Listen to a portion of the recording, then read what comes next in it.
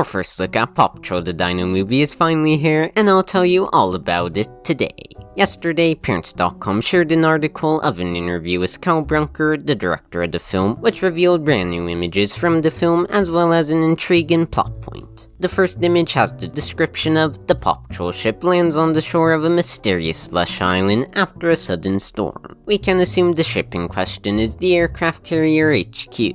All the members appear in their standard uniforms except for Rocky, who's actually in a life vest. I'm definitely interested to see how and why he's the only pup who's ended up in one. Finally, we can't gloss over the majestic and lush greenery going as far as the eye can see. Next up, one was the description of Marshall unknowingly stumbles upon a dinosaur's hiding spot. That certainly describes it well, as we see a seemingly unaware Marshall standing atop a dinosaur's nose. This gives us a good look at Marshall's model, which seems to be unchanged from the last film, and I'm pretty content with that. After that, a picture featuring Rex, with the description of Rex in his treetop home on Dino Island. First of all, I think the pup himself looks absolutely adorable, with his design changed slightly enough to fit the energy of the jungle. I also really like how his little seashell necklace looks like a collar with a tag.